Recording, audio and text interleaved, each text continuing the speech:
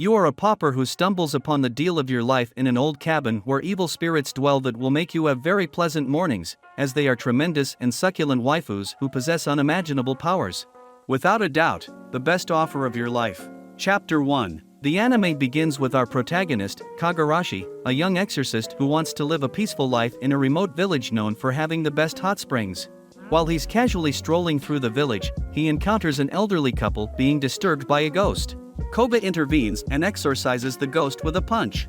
The elderly couple thanks him and gives him the address of the inn where Koga plans to stay. This inn is known to be the most disturbing one because many years ago, a person's body was found in the hot springs. Since then, the ghost of that person has been appearing to disturb people at the inn. Koga, with his nonchalant attitude, decides to stay there. He's also not financially well off, and it's the only inn where he can afford to live for 1,000 yen. Koga prepares for a relaxing hot bath and is there under the moonlight when he suddenly senses an evil presence. The place falls silent and a strange presence roams around. He gets ready to fight, but when he turns around, boom! He's faced with enormous ghostly breasts in his face. It turns out the ghost of the place is a beautiful buxom woman who gets angry upon learning that Koga can see her, so she gives him a few smacks for being a pervert and leaves him unconscious. When he wakes up, he finds himself in the lap of Nakai, the inn's landlady and manager, who is a cute and friendly waifu. He also meets the other residents of the inn and is surrounded by beauties. The first busty resident is Nanko, the party-loving drunkard. The second is Sajiri, the ninja with a tough exterior and a large forehead. Lastly, there's Yaya, the cat-loving Nico who enjoys steamy places. These waifus are excited to have Koga as a new tenant, even though they tease him for being assigned to room 204 because, once he arrives in his room, he discovers a massive but shaped dent in the wall. This succulent incident results in Koga's face getting buried in the butt imprint. At that moment, the ghost introduces herself as Yuna, a spirit who was bound to that inn and that room. So, Koga will have to sleep with her. He wonders how to exorcise her, as spirits left unexorcised for too long can turn into evil spirits. Koga also reveals that he moved there because he's been vulnerable to possessions since childhood, which led to a significant job loss and left him poor. He learned exorcism to help people in danger. The next morning, while Koga is looking for a job, a monk appears at the inn. He came on orders from his clan to exorcise the spirit in the inn. When Yuna sees the enemy, she becomes terrified and is trapped by an electrical spell. Koga senses that something bad is happening and rushes to the room. He overhears the monk attempting to forcefully exorcise Yuna, but she asks him not to do it because she hasn't fulfilled all her human dreams and wishes to make herself happy before finding peace. Koga intervenes, and they have a fight with the monk, who promises to make Yuna happy. However, the monk's excitement causes him to have a nosebleed, which triggers Yuna, creating a poltergeist that sends him flying into the hot springs, where he's unexpectedly blessed by the buxom spirits. It's unclear if this was a punishment or a miracle. Chapter 2. The next morning, the protagonist wakes up in a rather alluring and dangerous situation. He finds himself surrounded by huge pillows, but he soon realizes that he's many meters above the ground. After a morning struggle, he heads for breakfast, where Sajiri threatens him for getting too close to Yuna. Though it's ironic, as Sajiri herself is rather lewd when she's asleep. The protagonist wonders how the other residents can see Yuna as a girl instead of a mere ghostly figure. Nanko resolves the mystery by having him listen to her heartbeats while burying his face in her ample bosom. During breakfast, they hear commotion outside the inn, and it turns out to be the monks seeking revenge against the girls. The protagonist declares that he will take care of all the monsters in the area.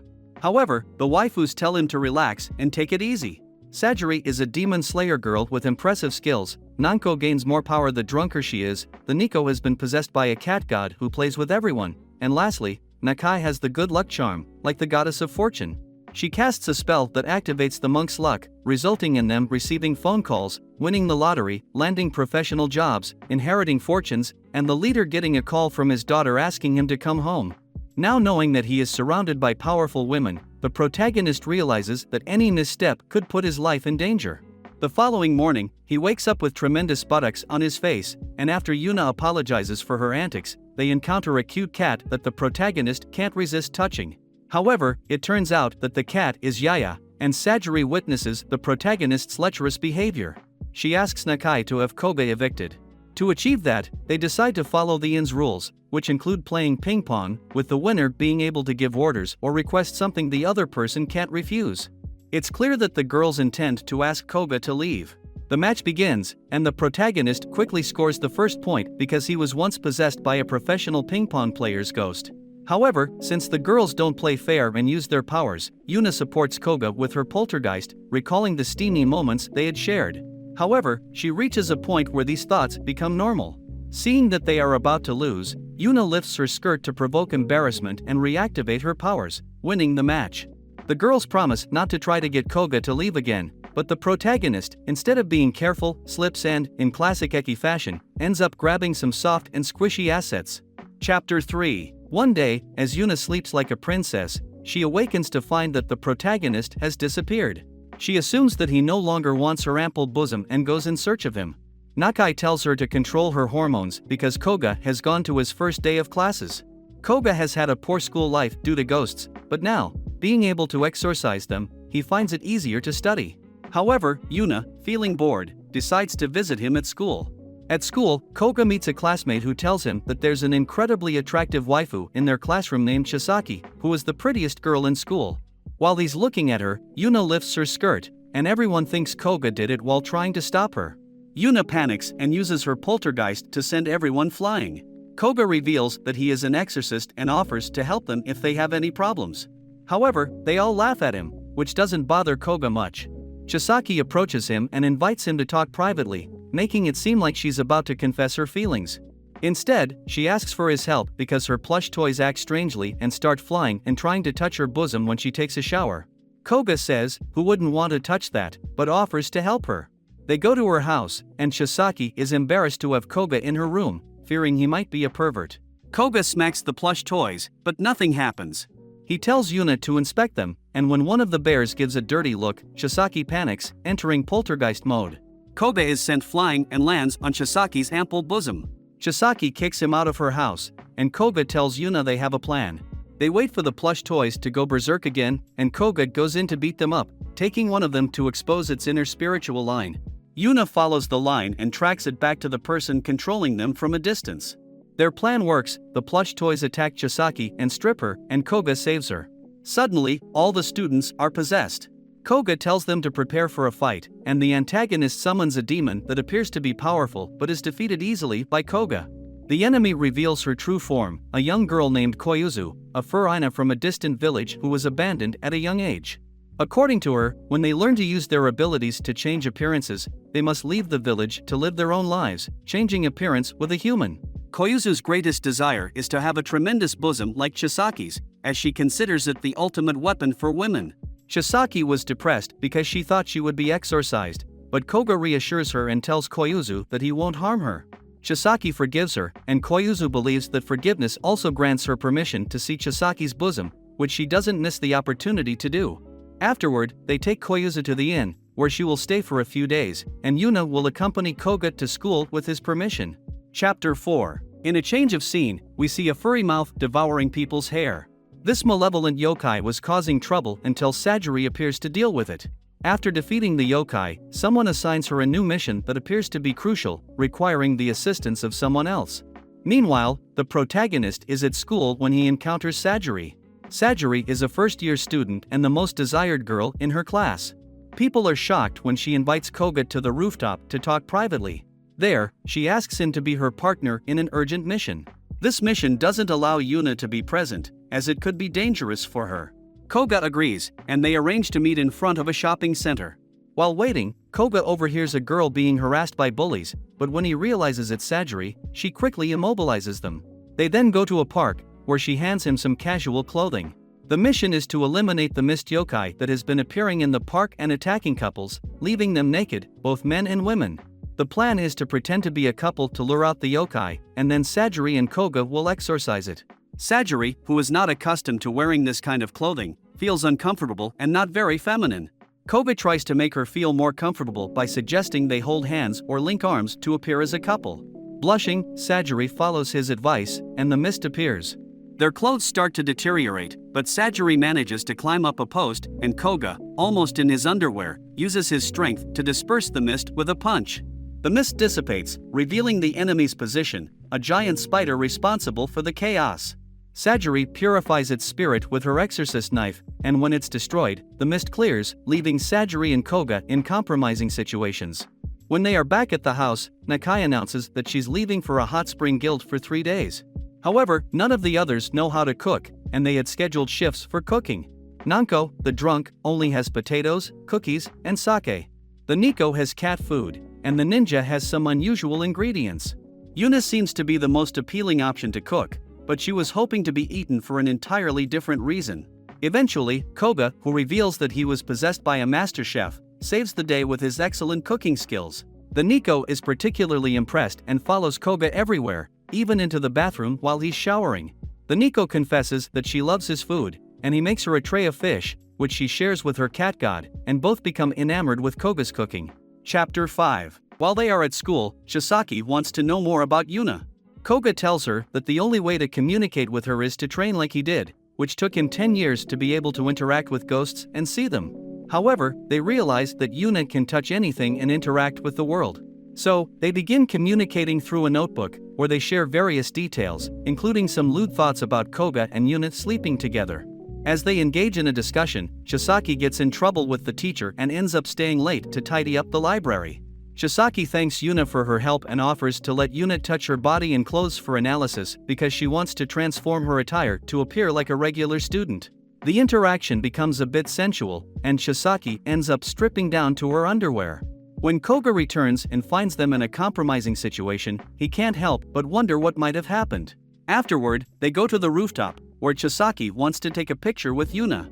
Yuna is reluctant because she thinks she looks scary in photos. However, with filters, stickers, and other edits, they manage to take a good picture. Back at home, Nanko, who works as a professional mangaka when she's not drunk, has a tight deadline to complete her drawings in the next 7 hours. Koga offers to help because he was once possessed by a mangaka spirit. They start drawing, but Koga experiences a mental block, so they need a reference. Nanko decides to use Koga as a model for reference, but Koga takes advantage of the situation to get a good look at her. They strike provocative poses for the manga, and Nanko thanks Koga for his help. Later, when they complete the series, Nanko decides to celebrate by getting naked and having a drink. Nanko reveals that she was once a yokai hunter, just like Sajiri. However, after a near-fatal attack, she chose to live a good life before dying. When they are about to return home, Nanko looks very sultry, and Rue, an assistant from the manga publishing company, joins them. Nanko's house becomes a party as they celebrate their successful work. This chapter includes moments of sensuality and comedy, building the camaraderie between the characters. Chapter 6. Nakai, after a normal day of cleaning and blessing Koga, rushes to secretly change into a schoolgirl uniform and attend a nearby junior high school.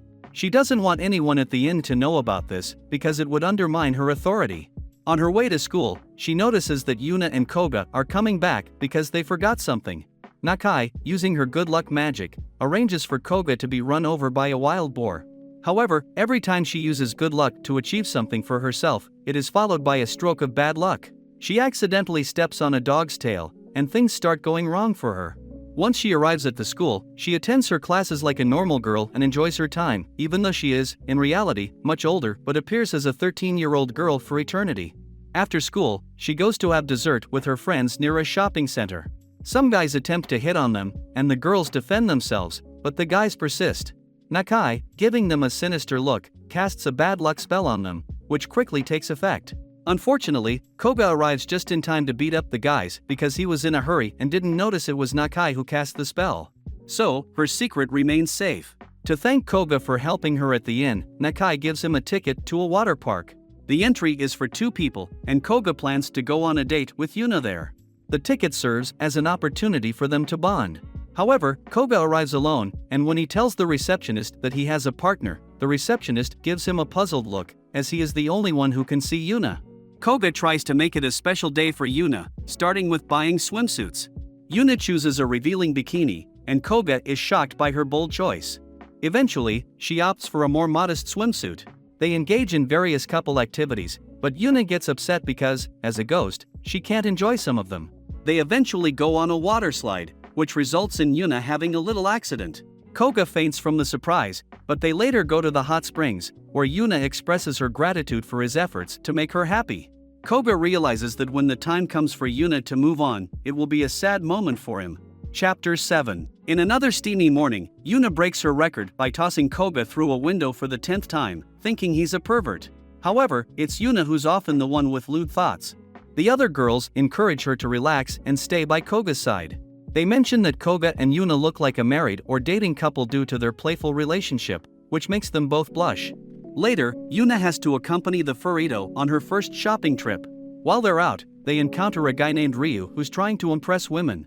Ryu is looking for a fiancé and is accompanied by his servant, Oboro. Ryu falls in love with Yuna at first sight and asks for her name. Yuna is shocked that another human can see her, but when Ryu proposes to her, she activates her poltergeist powers and throws him into the water.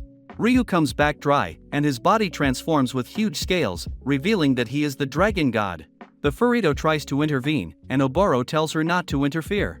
Ryu informs them that he will be taking Yuna by force. The furrito tells Ryu that those are Koga's pillows, but Ryu says if Koga wants them back, he should come to his realm and fight him. Koga hears the story from the furrito and decides to save Yuna, even though Sajiri warns him that Ryu's realm is one of the most powerful. Still, he insists on going to rescue Yuna. They take a shortcut to Ryu's realm and find a hidden entrance leading to the underground realm. Sajiri gets ready for battle and puts on a special suit that not only provides protection but also has a bit of a lewd design, sparking Koga's interest. She sneaks around the rooftops, and Koga boldly challenges Ryu to come out for a fight. Koga is promptly captured by Ryu's guards and taken to Ryu's quarters. Chapter 8. To buy some time for Sajiri to rescue Yuna, Koga starts telling Ryu about the dirty things he does with Yuna, where kisses are just the beginning because they've supposedly gone further than just that in their relationship. However, far from accomplishing that, in that moment, Sajiri arrives with the furrito to rescue Yuna. Still, Obara appears and launches a surprise attack on her from behind. Thanks to the suit she's wearing, the attack has no effect. Sajiri then begins to fight Obara, but Obara proves to be even stronger. In the end, Sajiri is defeated and left nearly naked.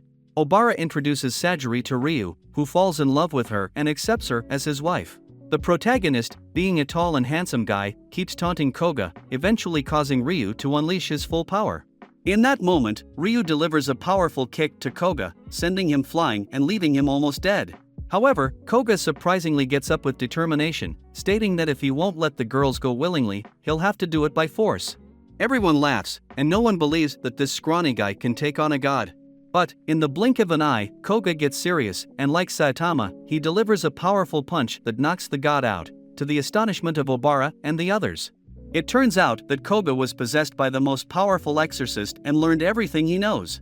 The only problem for him is that he can't hit women because it's a rule he follows when fighting.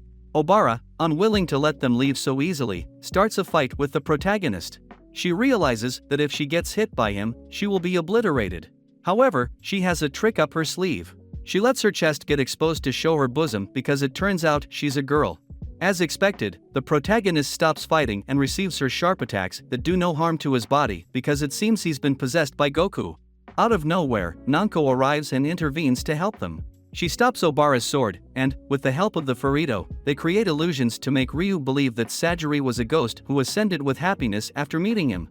Ryu falls for it, and everyone goes home happily. When the protagonist wakes up, he feels something different. It turns out that Obara got into his futon because she wants to have children with him. She wishes to strengthen their clan, and for that, she needs to have children with a super strong man capable of defeating their god. Chapter 9. Days later, the beautiful Chisaki comes to the inn for a weekend visit, as she had promised Yuna in class. Upon arriving, she finds Obara seducing our protagonist with her bosom. In the confusion, Chisaki thinks, as usual, that Koga is being lecherous.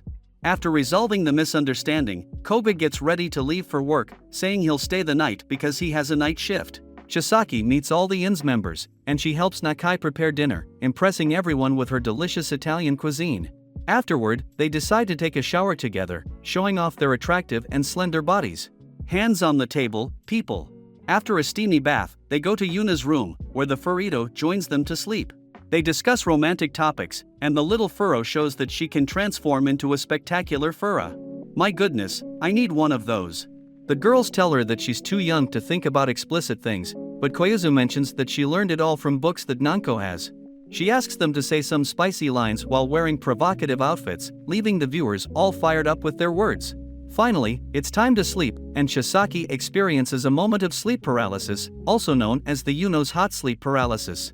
Chisaki, feeling those soft sponges, blushes and makes the ghost comfortable to prevent her from wandering around. When she gets ready to sleep, Koga arrives. It seems he got permission to leave early. He changes and lies down next to Chisaki. The waifu is blushing and tries to escape but is captured by Yuna, who ends up removing her yukata, and in the process, she falls with her bosom on the protagonist's face. Koga doesn't know what's going on, but like a gentleman, he tucks her in. Obara arrives to catch the protagonist, but he tells her that he only plans to do spicy things with a girl he truly falls in love with. This guy fills me with pride, even though he's also a moron. Chisaki, upon hearing that, confirms that the protagonist is not a pervert, and Yuna is the lecherous one who parades around nearly naked. The night passes, and Chisaki can finally leave, but not before warning Yuna to try to be less lecherous. Chapter 10. In school, the boys plan a school trip to the beach. Sajiri becomes nervous upon hearing this because they have the freedom to wear any kind of swimsuit, and she imagines that if she wears her school swimsuit, she'll be ridiculed. Her friend and fellow ninja, Urara, tells her that they need to buy a sexy swimsuit to show off her slim body, but they need a guy's opinion. Ideally, Koga should go with them, as Urara also wants to get to know the guy who defeated a god with a single punch. For this trip, the protagonist invites Yuna and takes the opportunity to share his bad experiences with yokai and other spirits who always bothered him at the beach. Sajiri arrives to invite him, using the excuse of accompanying her to a swimsuit store with a supposed yokai. The protagonist agrees, and there he meets Urara. The girls play along with Sajiri's plan, and once they're in the store, they go crazy trying on swimsuits. Sajiri ends up wearing one that looks like a prison outfit, but they force her to try on some spicy outfits. The girls end up having a quarrel in the dressing room, leading to some saucy situations and the protagonist accidentally seeing them nearly naked. In the end, they purchase their swimsuits, and Sajiri chooses the one that the protagonist said looked very nice on her. The moment of the trip arrives, and on the bus, Yuna is excited, with her notebooks ready to chat with Chisaki. Sari becomes convinced that ghosts exist and becomes friends with Yuna. The boys keep teasing, claiming that it's just cheap magic tricks, which irritates the waifus. Once at the beach, Urara and Sajiri are on a mission to eliminate yokai rumored to expose girls while they're in the sea. The waifus prepare for the mission, with the protagonist and a friend accompanying them for a good swim. At that moment, tentacles emerge and attack Chisaki and the others, giving us all quite the visual appetite. The protagonist learns that the enemy is more than 300 meters deep underwater, so they decide to launch themselves like torpedoes to punch it and eliminate it. The rumor spreads among their classmates, claiming that the girls are crazy, and that explosion was just a whale. Chisaki wants the protagonist to be recognized by others, so she comes up with a plan for a bravery test where the girls, using their ninja abilities and Yuna as a ghost, will scare the students to make them believe in spirits. However, when the test begins, the plans change because Urara wants to see Koga's power. So, she starts arguing with Sajiri in the tree. At that moment, below them, Chisaki, Yuna, and Koga were sitting, wondering where the girls might be. Suddenly, the protagonist looks up, and boom, a tremendous waifu falls on his face. Grateful to the powers above. An explosion is heard, and a powerful purple tornado appears, giving rise to a massive evil creature that threatens some innocent students. Chapter 11. This demon has emerged because some students, annoyed that Koga was with Chisaki, hit a stone that was a seal, keeping this beast dormant. The demon quickly decides to devour them, but when it's about to eat them, the protagonist offers his arm as a sacrifice. The creature thinks, "I'll eat this one easily," but when it tries to bite his arm, its own fangs break. It realizes that Koga is a much stronger exorcist than the person who sealed it. Koga apologizes for being awakened and promises they won't disturb it again. The beast agrees and goes back to sleep, not wanting to mess with Koga. So, they seal it again, and the young students are convinced that Koga is an exorcist. Later, the girls go for a bath in the hot springs, and after they come out, they suggest meeting in the girls' dorm room to play cards. The problem is that teachers are watching to ensure that no boys enter the girls' dormitory. However, Koga, being a pro at climbing, effortlessly enters through the window. Is there anything this young man can't do? Once inside, they overhear a teacher about to enter, so they all hide under the futons. By chance, Koga ends up with tremendous bosoms surrounding him. Yuna gets nervous but doesn't activate her poltergeist yet. When the teacher starts moving the futon, she realizes that it's not right. The protagonist hugs Yuna to keep her still, and she accidentally activates her poltergeist, causing everything to levitate. The protagonist takes the opportunity to escape with his friend through the window. The next day is the bonfire dance, and Yuna is excited but also sad because she can't participate. However, Koga, being a true gentleman, doesn't care what others think. He takes Yuna and dances with her, regardless of being called crazy, as he is the only one who can see how beautiful she is. Exams are approaching, and everyone is enthusiastically studying. As Nakai needs to prepare for the exams, Yuna decides to cook. This time, she has all the ingredients with labels. Obara tries to seduce the protagonist, but since she can't make him fall in love yet, she seeks the Furito's help, who is an expert in potions. With cunning, they create a love potion that doesn't last long, but both of them put it in the snacks Yuna prepared. The problem is that Nanka, the busty girl, tries to eat one, but Obara prevents her, and in the process, the plates get mixed up. As they look identical, they don't know which one has the potion. This enchantment ends up affecting Sajiri, who becomes amorous and exposes herself in front of Koga, asking him to hold her tightly and call her endearing names. After a while, the effect wears off, and she feels embarrassed, thinking she acted like a floozy and left a bad impression on her crush. Final chapter. The holidays are coming to an end, and the girls decide to go on independent trips. Sajiri goes to her village, the Furito stays at Chisaki's house, Nakai goes to a hot spring trip, and the Nico goes to a festival. Nanko, Obara, Yuna, and Koga stay behind to take care of the inn. The well-endowed Nanka asks for help to create a manuscript for her manga as quickly as possible, with the reward being a trip to a private beach that Nanko owns. The waifus take advantage of having the protagonist around to get affectionate, and he helps them apply sunscreen to their enticing backs. When it's Yuna's turn, she gets nervous and accidentally sends the protagonist flying. He notices a ghostly girl on a cliff. It turns out there's a story about that girl. It began when a couple was being forced into an arranged marriage. The girl didn't want anything to do with the man she was supposed to marry, so one day, she and her true love, who was not accepted by her family, decided to run away. She was waiting for him on the cliff to escape together to a faraway place, but he died in an accident near the cliff, leaving her waiting forever. Both of their souls remained there, unable to find happiness. Koga, upon hearing this sad story, goes with Yuna to talk to the ghosts. They meet Ami, the ghost from the cliff, who tells them that she cannot leave the area because she's bound to it. Additionally, they can see her boyfriend, Yasuhisa, who also can't leave the area where he died. After talking to both of them, the protagonist tries to convince Yasuhisa, but he feels guilty for Ami's death and is afraid to face her, as he knows she will give him a beating. The protagonist tells him to stop being a coward and go to see her because she misses him. Yasuhisa still hesitates, and Koga leaves to talk to Yuna, and they decide to use force if necessary. In a serious mode, Koga is determined to send Ami on her way forcefully. Yasuhisa tries to stop him, but a spiritual force keeps him in place. However, Yasuhisa's love for Ami is stronger than the force, and after a struggle, he can finally see her. She indeed gives him a good beating, but they share a touching hug, and they can finally rest in peace together for all eternity. At that moment, the protagonist asks Yuna about her past, and she reveals that she doesn't remember anything, just that one day she woke up in the inn, and Nakai was the one who gave her the name Yuna. She doesn't know anything about her regrets, and all the friends she has and the happy moments at the end make her content. Essentially, Yuna is a happy ghost who can't ascend.